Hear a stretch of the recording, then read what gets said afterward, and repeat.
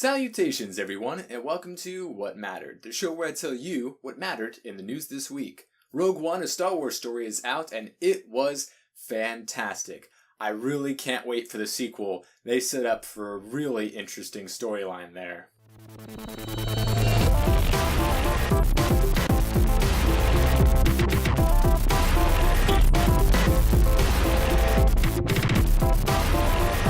So we'll start off today with a spoiler-free review of Star Wars Rogue One. If you want a spoilerific discussion, you can watch this video that I posted earlier today. If you're a Star Wars fan, maybe I share some views with you, or if you want some input on the movie, share what you thought, you can go ahead and check that out. I know it's a little bit long, but it's Star Wars. There's a lot to talk about. As far as the movie goes, I thought it was very, very well done. The commercials and everything that we've known leading up to this movie didn't deceive us. It showed us what the movie was going to be, and they did a very, very good job with it. Just the right amount of fan service, action, character development, CG, and dialogue, and all of that good stuff. And did a very, very good job at becoming a cohesive part of the Star Wars universe. With its relation to episodes 1, 2, 3, and 4, 5, 6. And I felt like it very, very much fits in with the rest of these films, but at the same time told a concise story in that of itself that is, separated from the rest. It has a definitive beginning and end to it. So it's the first of its kind. It's the only Star Wars movie thus far that is not part of these three trilogies. Of course, we're going to be getting, more of these every other year while we get the episodic ones out, starting with episode 7 last year, and then next year will be episode 8, and then we get the Han Solo movie, and then episode 9, and then who knows what comes after that. We were going to have a Boba Fett movie, but, then Josh Trank with that Fantastic Four train wreck, that's not happening.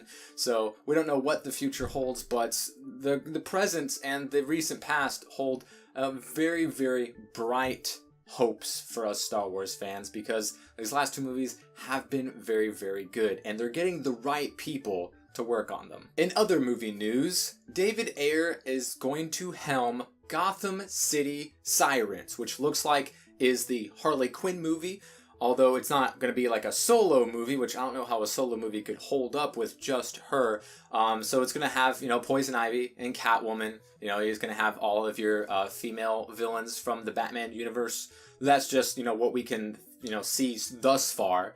Gotham City Sirens, obviously it's going to be like an all-female cast, or at least a female-centric movie. And Harley Quinn, the main reason I feel like a lot of people saw Suicide Squad and or were excited for it. One of the most popular cosplays this year, along with Negan and Eleven. I would say those were the top three for both men and women. Those three would definitely be the top three most common ones out of all the conventions that I went to this year. But she's a very, very popular character, kind of like DC's Deadpool in the kind of quirky, wacky, villainous, solo popularity that just precedes everything else around it kind of way. And especially when it comes to women, they love themselves from Harley Quinn, and I'm sure that's one of the main reasons why they were excited for Suicide Squad, and maybe one of the reasons why some people liked it, because some people did like it, present company excluded, but David Ayer obviously had some problems with conflicting cuts of Suicide Squad, so hopefully that doesn't happen with Gotham City Sirens. We have no news on any further casting. Some people are already speculating some things, like people said, oh, Megan Fox bought some Poison Ivy comics, therefore yada yada yada. Guess what? I bought a Spider-Gwen comic a couple days ago, and I'm not playing Spider-Gwen anytime soon. So, yeah.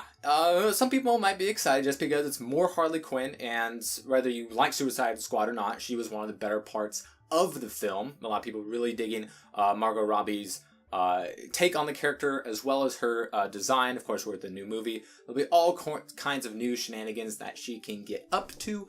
So that's all we know thus far, but it's official.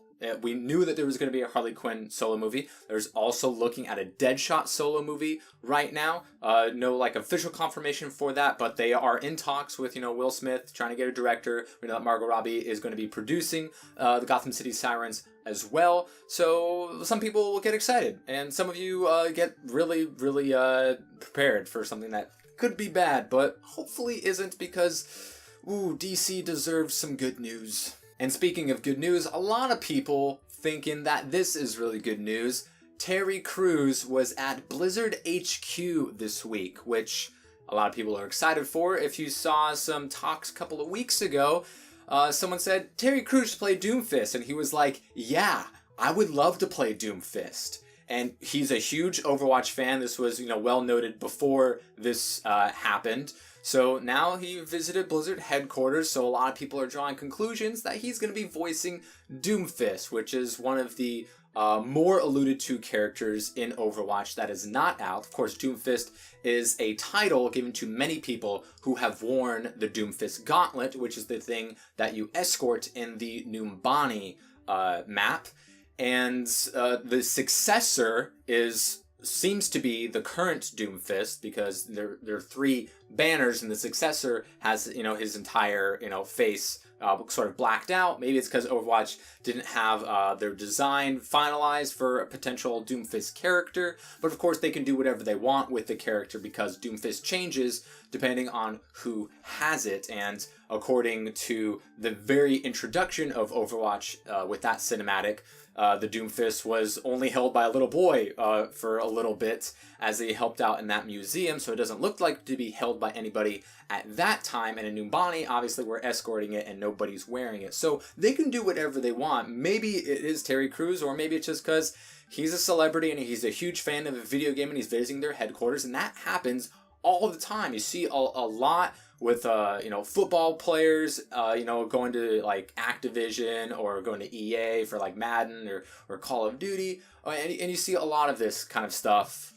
Even online celebrities going to Ubisoft or Bethesda or Blizzard, things like that. So there's no reason to draw a conclusion that Terry Crews is going to be Doomfist, but it doesn't hurt the rumor whatsoever that they might be in conversations to get something along those lines going. As far as the newest DLC character for Overwatch, we know that they are planning for the next character to come out early 2017. Does this mean January, February, March? I don't know. Maybe February. Maybe coincide with like a Valentine's Day event, something like that. We know that there is another event, at least one more event that voice lines have already been recorded for a special Overwatch thing, like with the Junkenstein's Revenge or with the Maze Snowball Brawlin' stuff. So yeah, there's definitely a lot of new future free content coming up for Overwatch, and a lot of people are speculating for the next character: Doomfist, Athena, somebody else. We don't know, but a lot of people will be happy with the Terry Crews voice Doomfist, let me tell you. So the Pokemon Go updates did happen on Monday, but much to everyone's chagrin, it was not the announcement of Gen 2 Pokemon, or at the very least in the capacity that we were hoping and or expecting, considering we know that all of the files for 100 Gold and Silver Pokemon are in the game's code. Of course, we've seen some things in the code that we know haven't been in the game, even though the code's been in there for a while, looking at you shinies. But they added only in eggs Pichu and Togepi and Cleffy and Igglypuff and the baby forms of Magmar and Jinx and Electkid from Mr. Electabuzz. So you can get those out of 5Ks, 2Ks, and 10Ks respectively. Something along those lines. That's very, very big disappointment that that's the only thing that we got. Well, that's not true. We did get Pikachu wearing a Santa hat, which is nice. I got 3 of them so far. They're supposed to be plentiful. There's nothing special about them. He's just wearing a Santa hat, and if you evolve him in the Raichu, he does keep the Santa hat. So that is nice. No word on a Christmas event, which, if there is one, should be starting soon, considering Christmas isn't too far away at this point, in less than 2 weeks away. But we do have the new loading screen with, Christmas Santa Chew. So is this the only thing that they're doing for December? And is this the only thing they're going to do for Gen 2, at least for a little bit? We know that eventually more Gen 2 Pokemon will be coming out. Is this the most that they can do at this point in time? We don't know. We're just disappointed. Any Hootie and the Blowfish, that is what mattered this week. If you want to know what matters in the future, hit the subscribe button. If you like the video, like it. If you dislike the video, dislike it. That's why they're there. Helps me give you guys the best content suitable for you. If you have any comments on anything that I mentioned or didn't mention this week, put those in the comment section below. Hope you guys have a good rest of your week, your holiday. Go see Star Wars, or don't. If it doesn't float your boat, then go watch La La Land. I don't know. There's something out there for everybody. Hope you all have a good rest of your December, and I will see you next week.